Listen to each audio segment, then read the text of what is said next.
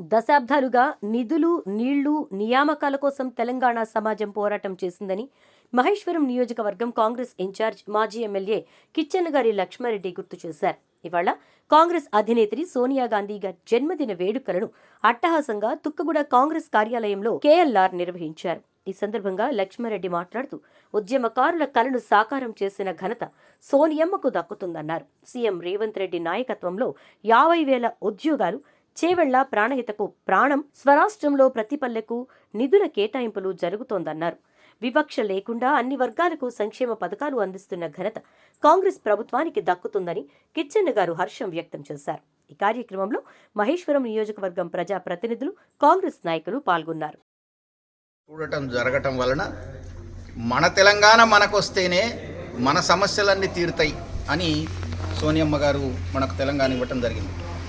ఏది ఏమైనా కలలు కన్న తెలంగాణ నిర్మాణంలో మనం నిజంగా సాధించలేము అనేది ప్రజల భావన. నీళ్లు, నిధులు, నియామకాలలో తెలంగాణ ప్రభుత్వం, రేవంత్ రెడ్డి గారి నాయకత్వంలో కాంగ్రెస్ ప్రభుత్వం ఉద్యోగాలు ఒకటే సంవత్సరంలో 50,000 చిలుకు ఉద్యోగాలు ఇవ్వటం జరిగింది. ఇప్పటిదాకా భారతదేశంలో ఏ రాష్ట్రంలో కూడా ఒక సంవత్సరంలో గిన్ని ఉద్యోగాలు ఇవ్వలేదు.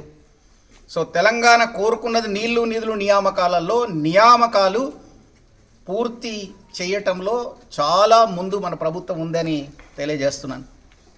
అదేవిధంగా నీళ్లు తీసుకురావటానికి ప్రాణహిత చేవెళ్ళ కడితే ఈ రాష్ట్రంకు మెజారిటీ భూములకు అన్నిటికీ నీళ్ళు వచ్చేది.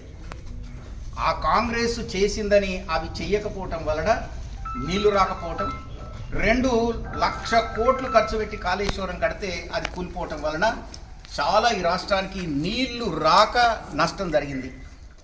ఆ నీళ్లు ఇప్పుడు మళ్ళా ప్రాణహిత చేవెళ్ళ, తర్వాత కృష్ణా నీళ్లను, గోదావరి నీళ్లను మన రాష్ట్రానికి మొత్తం నలుమూలల వ్యాపించేటట్టుగా ప్రణాళికలు రచిస్తున్నాం. దాన్ని సాధించే విధంగా తప్పకుండా ప్రభుత్వం ప్రయత్నం చేస్తుందని కూడా ఈ సందర్భంగా తెలియజేస్తున్నాం.